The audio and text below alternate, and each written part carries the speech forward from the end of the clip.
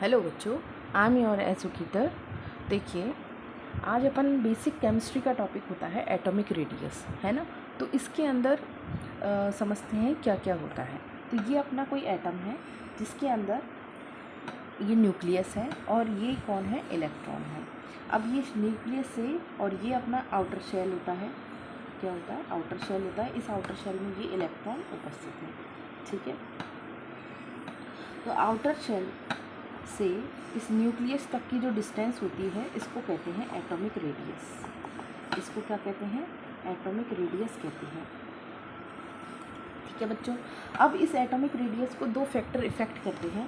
पहला फैक्टर तो आता है शील्डिंग इफ़ेक्ट, शील्डिंग इफ़ेक्ट, है ना। और दूसरा इफ़ेक्ट आता है effective nuclear charge, effective nuclear charge, ठीक।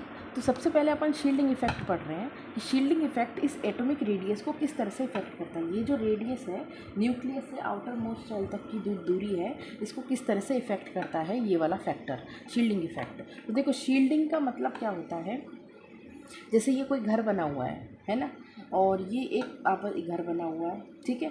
ये बीच में ये एक अपन ने दीवार बना दी, तो ये दीवार क्या कर रही है, एक शील्डिंग का काम कर रही है। किसका काम कर रही है, शील्डिंग का काम कर रही है। शील्डिंग का मतलब होता है एक प्रोटेक्शन का काम कर रही है, या फिर इन दोनों घरों को आपस में बीच में क्या एक सीमा जिसको बोल दें, है ना, एक लाइन बना रही है जिससे ये दोनों घर आपस में सेपरेट हैं। तो इसी तरह से एटम में भी होता है। देखो, ये अपना एटम है, इसका ये इनर शेल है, ये वाला ये इनर शेल है, ठीक है, इनर शेल है। और ये वाला जो शेल है ये आउटर शेल है, ठीक है। तो इनर शेल के अंदर जो इलेक्ट्रॉन्स हैं ये इलेक्ट्रॉन्स उपस्थित हैं। इसी तरह से आउटर शेल में भी क्या है, इलेक्ट्रॉन्स प्रेजेंट है, ठीक है बच्चों। तो अब ये इनर शेल के जो इलेक्ट्रॉन्स हैं ये आउटर शेल के इलेक्ट्रॉन्स को बचा रहे हैं। आउटर शेल के इलेक्ट्रॉन्स को क्या कर रहे हैं, ये बचा रहे हैं। अब ये किससे बचा रहे हैं, ये न्यूक्लियस क्या करता है, इन इलेक्ट्रॉन पर अपना फोर्स लगाता है। कौन सा फोर्स लगाएगा, देखो किसी एटम में दो तरह के फोर्स काम करते हैं। एक तो होता है रिपल्शन फोर्स, रिपल्शन फोर्स जिसको कहते हैं प्रतिकर्षण, और एक होता है अट्रैक्शन फोर्स, अट्रैक्शन फोर्स। तो एटम में दो तरह के फोर्स काम करते हैं। पहला होता है रिपल्शन फोर्स, दूसरा होता है अट्रैक्शन फोर्स, ठीक है। दो तरह के फोर्स काम करते हैं, अट्रैक्शन फोर्स और रिपल्शन फोर्स। रिपल्शन फोर्स किस किस के बीच में लगेगा, इलेक्ट्रॉन्स के बीच में लगेगा। ये दो इलेक्ट्रॉन्स हैं, इनके बीच में कौन सा फोर्स काम करेगा, रिपल्शन फोर्स काम करेगा। और अट्रैक्शन फोर्स किस किस के बीच में होता है, न्यूक्लियस और इलेक्ट्रॉन्स के बीच में होता है। न्यूक्लियस पे पॉजिटिव चार्ज, इलेक्ट्रॉन पर माइनस। तो अट्रैक्शन फोर्स तो होता है न्यूक्लियस और इलेक्ट्रॉन के बीच में, ठीक है। और रिपल्शन फोर्स किस किस के बीच में होता है, इलेक्ट्रॉन के बीच में होता है। अब दो तरह के फोर्स काम करते हैं किसी भी एटम में। तो यहाँ पे अपन सबसे पहले कौन सा फोर्स काम देख रहे हैं, देखो दोनों तरह के फोर्स की बात करेंगे। तो शील्डिंग इफेक्ट में क्या होता है, ये जो इनर इलेक्ट्रॉन्स होते हैं ये आउटर इलेक्ट्रॉन्स को क्या कर रहे हैं, प्रोटेक्ट कर रहे हैं। अब किससे प्रोटेक्ट कर रहे हैं, ये न्यूक्लियस के अट्रैक्शन से प्रोटेक्ट कर रहे हैं। देखो, इनर शेल में जितने ज़्यादा इलेक्ट्रॉन्स होंगे, इनर शेल में जितने ज़्यादा इलेक्ट्रॉन्स होंगे तो न्यूक्लियर का जो अट्रैक्शन होगा न्यूक्लियस का, वो आउटर इलेक्ट्रॉन तक कम हो जाएगा। क्या हो जाएगा, आउटर इलेक्ट्रॉन तक कम हो जाएगा। ये अट्रैक्शन फोर्स बाहर तक नहीं पहुंच पाएगा, क्योंकि बीच में एक दीवार बन गई। किसकी दीवार बन गई, इलेक्ट्रॉन्स की दीवार बन गई, ठीक है। तो अट्रैक्शन फोर्स क्या हो जाएगा, न्यूक्लियस का आउटर इलेक्ट्रॉन पर कम हो जाएगा। तो इसी को शील्डिंग इफेक्ट कहते हैं। क्या कहते हैं, मतलब क्या होता है, प्रोटेक्शन ऑफ आउटर इलेक्ट्रॉन, है ना, फ्रॉम इनर इलेक्ट्रॉन, ठीक है। Inner from nucleus, outer electrons का न्यूक्लियस से जो प्रोटेक्शन होता है उसको ही शील्डिंग इफेक्ट कहते हैं। अभी किसके द्वारा किया जा रहा है, इनर इलेक्ट्रॉन्स के द्वारा किया जाता है। तो नंबर ऑफ़ इनर इलेक्ट्रॉन्स जितने ज़्यादा होंगे उतना ही ज़्यादा शील्डिंग इफेक्ट होगा। और ये जितने ज़्यादा कम होंगे, इलेक्ट्रॉन्स जितने ज़्यादा कम होंगे, सपोज दैट मैंने ये कम कर दिए और यहाँ पे इनको कम करके मैं ऐसे करती हूँ, देखो ये 4 इलेक्ट्रॉन रख दिया यहाँ पे, 1 2 3 और 4। इनर शेल में अपन ने क्या कर दिया, इलेक्ट्रॉन्स की नंबर्स कम कर दिए। अब नंबर कम करने से क्या होगा, ये न्यूक्लियस का अट्रैक्शन आउटर इलेक्ट्रॉन्स तक आसानी से पहुँच पाएगा, ठीक है। तो आसानी से पहुँच पाएगा। तो शील्डिंग इफेक्ट क्या हो जाएगा, कम हो जाएगा। शील्डिंग इफेक्ट समझ में आया। अब इससे होता क्या है, होता क्या है देखिए, इससे ये होता है, यदि न्यूक्लियस का अट्रैक्शन आउटर इलेक्ट्रॉन्स तक नहीं पहुंच पाएगा, तो यदि मैं नंबर ऑफ़ इलेक्ट्रॉन्स बढ़ा दूं, तो अब हो जाएगा क्या, न्यूक्लियस का जो अट्रैक्शन फोर्स है वो इनर इलेक्ट्रॉन तक ही रह जाएगा, वो आउटर इलेक्ट्रॉन तक नहीं पहुंच पाएगा, क्योंकि यहाँ पे एक लेयर बन गई इलेक्ट्रॉन्स की। ठीक है, अब इससे होगा क्या, इससे ये होगा कि जब अट्रैक्शन नहीं पहुंच पाएगा तो रिपल्शन काम करने लग जाएगा। कौन सा फोर्स काम करने लग जाएगा, रिपल्शन फोर्स काम करने लग जाएगा। क्योंकि अभी अपन ने पढ़ा था दो तरह के फोर्स होते हैं, अट्रैक्शन फोर्स और रिपल्शन फोर्स एटम में। जब अट्रैक्शन फोर्स काम नहीं कर रहा है तो फिर वहाँ पे कौन सा फोर्स वर्क करेगा, रिपल्शन फोर्स वर्क करेगा। और रिपल्शन फोर्स किस किस के बीच में होगा, इलेक्ट्रॉन्स के बीच में होगा, है ना। तो जब अट्रैक्शन न्यूक्लियस का आउटर इलेक्ट्रॉन तक नहीं पहुँच पाएगा तो ये इलेक्ट्रॉन आपस में एक दूसरे को क्या करने लग जाएंगे, रिपल्शन, प्रतिकर्षित करने लग जाएंगे, रिपल्शन होने लग जाएगा इलेक्ट्रॉन्स में। और रिपल्शन होने से ये डिस्टेंस जो है ये क्या हो जाएगी, बड़ी हो जाएगी। क्या हो जाएगी, बड़ी हो जाएगी। तो ये जो रेडियस जो तुमको दिखाई दे रही है अभी यहाँ से यहाँ तक की, ये बढ़ेगी कि नहीं बढ़ेगी, बढ़ेगी ना। तो ये रेडियस अभी इतनी है, तो जब रिपल्शन होगा तो सपोज दैट रेडियस कितनी हो जाएगी, यहाँ तक आ जाएगी। तो रेडियस क्या हो गई, एटॉमिक रेडियस बढ़ गई। तो अपन को ध्यान क्या रखना है, तो शील्डिंग इफेक्ट होता है किसी भी एटम के अंदर। तो शील्डिंग इफेक्ट में जो इनर इलेक्ट्रॉन्स होते हैं, शील्डिंग इफेक्ट में होता क्या है भाई, शील्डिंग इफेक्ट में ये होता है कि जो इनर इलेक्ट्रॉन्स होते हैं, इनर इलेक्ट्रॉन्स मैं यहाँ लिख रही हूँ, है ना, देखो, inner electrons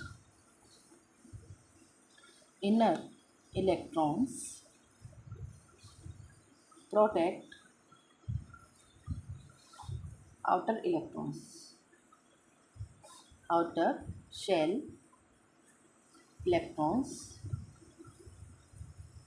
from nucleus attraction। Nucleus के अट्रैक्शन से क्या करते हैं, प्रोटेक्ट करते हैं। ठीक है, तो it is called shielding effect. अब जब शील्डिंग इफेक्ट में अट्रैक्शन फोर्स वर्क नहीं करता है आउटर इलेक्ट्रॉन्स पर, तो वहाँ पे रिपल्शन फोर्स जनरेट हो जाता है। और शील्डिंग इफेक्ट जितना ज़्यादा होगा, ठीक है, ये अपना एटम है, तो एटम के अंदर ये इनर इलेक्ट्रॉन्स क्या करते हैं, शील्ड करते हैं ना आउटर इलेक्ट्रॉन्स को। तो जो अट्रैक्शन फोर्स वर्क नहीं करेगा आउटर इलेक्ट्रॉन्स पर जब अट्रैक्शन फोर्स वर्क नहीं करेगा तो रिपल्शन फोर्स होने लग जाएगा। और इलेक्ट्रॉन के बीच में रिपल्शन होने से साइज़ क्या हो जाएगी, इंक्रीज़ हो जाएगी। अब ये शील्डिंग इफेक्ट डिपेंड किस पे कर रहा है, नंबर ऑफ़ इलेक्ट्रॉन्स पे डिपेंड करेगा, इनर इलेक्ट्रॉन्स के। तो इनर इलेक्ट्रॉन जितने ज़्यादा होंगे शील्डिंग इफेक्ट उतना ही ज़्यादा होगा। ठीक है बच्चों, तो साइज़ भी उतनी ज़्यादा होगी। एटॉमिक रेडियस है ना, देखो atomic radius is directly proportional to atomic size. ठीक है, sorry, atomic radius is directly proportional to shielding effect. और shielding effect directly proportional to किसके, number of inner shell electron. Number of inner shell electron जितने ज़्यादा होंगे atomic radius उतनी ही ज़्यादा होगी। ठीक है, अब दूसरा फैक्टर आता है अपने पास, इफ़ेक्टिव न्यूक्लियर चार्ज। देखो इफ़ेक्टिव न्यूक्लियर चार्ज क्या होता है, इफ़ेक्टिव न्यूक्लियर चार्ज होता है कि इफ़ेक्टिव का मतलब होता है, हिंदी में कहते हैं इसको प्रभावी। क्या कहते हैं, प्रभावी। तो देखो समझो क्या होता है प्रभावी नाभिकीय आवेश। ये अपना कोई एटम है, ठीक है, ये एटम है, इस एटम के अंदर ये इनर शेल है, अभी बताया था आपको, इनर शेल है, और ये आउटर शेल है। ठीक है बच्चों, चलिए अब ये क्या करता है, न्यूक्लियस आउटर इलेक्ट्रॉन्स पर अपना क्या लगाएगा, फोर्स लगाएगा। कौन सा फोर्स लगाएगा, अट्रैक्शन फोर्स लगाएगा।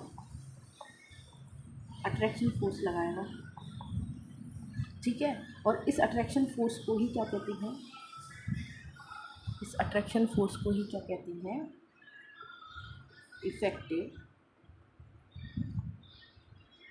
Nuclear charge. इसको ही क्या कहते हैं, इफेक्टिव न्यूक्लियर चार्ज कहते हैं। ठीक है ना, एन को मतलब न्यूक्लियर चार्ज कहते हैं इसको। तो न्यूक्लियस का बाहर की शेल, आउटर शेल तक कितना अट्रैक्शन पहुंच पा रहा है ना, न्यूक्लियस कितना अट्रैक्ट कर पा रहा है आउटर शेल को, आउटर शेल के इलेक्ट्रॉन्स को, उसी को कहते हैं इफेक्टिव। ठीक है। अभी डिपेंड किस पे करता है, ये डिपेंड करता है नंबर ऑफ़ इनर इलेक्ट्रॉन्स पर। Number of inner electrons, number of inner electron जितने ज़्यादा होंगे, बताओ इफ़ेक्टिव न्यूक्लियर चार्ज घटेगा कि बढ़ेगा, इफ़ेक्टिव न्यूक्लियर चार्ज घट जाएगा। That means effective nuclear charge inversely proportional हो गया, इफ़ेक्टिव न्यूक्लियर चार्ज घट गया, क्योंकि नंबर ऑफ़ इनर इलेक्ट्रॉन जितने ज़्यादा होंगे न्यूक्लियस का अट्रैक्शन आउटर इलेक्ट्रॉन्स पर घट जाएगा। ठीक है, इफ़ेक्टिव न्यूक्लियर चार्ज घट जाएगा, इफ़ेक्टिव न्यूक्लियर चार्ज घट जाएगा तो साइज़ क्या हो जाएगी,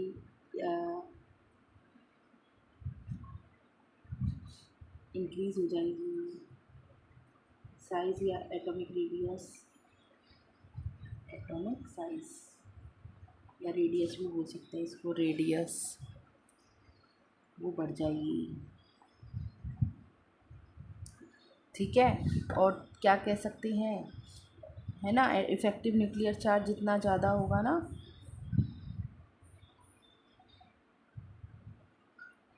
एटॉमिक रेडियस उतनी ही कम होगी।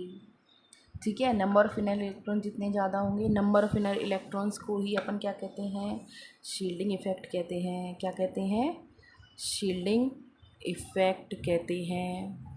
तो shielding effect, number of inner electrons को ही शील्डिंग इफ़ेक्ट कहते हैं। तो नंबर ऑफ़ इनर इलेक्ट्रॉन जितने ज़्यादा, शील्डिंग इफ़ेक्ट उतना ज़्यादा, और शील्डिंग इफ़ेक्ट जितना ज़्यादा, शील्डिंग इफ़ेक्ट जितना ज़्यादा, एटॉमिक रेडियस उतनी ज़्यादा, क्योंकि डायरेक्टली प्रोपोर्शनल है ये दोनों। ठीक है। और इफ़ेक्टिव न्यूक्लियर चार्ज जितना ज़्यादा, साइज़ उतना ही कम होगा, है ना। तो इफ़ेक्टिव न्यूक्लियर चार्ज एक अट्रैक्शन फोर्स को बताता है। Effective nuclear charge directly proportional होता है, इन्वर्सली प्रोपोर्शनल होता है एटॉमिक रेडियस के। तो इफ़ेक्टिव न्यूक्लियर चार्ज, न्यूक्लियस का आवेश जितना ज़्यादा होगा, और न्यूक्लियस का आवेश आउटर शेल इलेक्ट्रॉन्स पर जितना ज़्यादा होगा, एटॉमिक रेडियस उतनी ही कम होगी।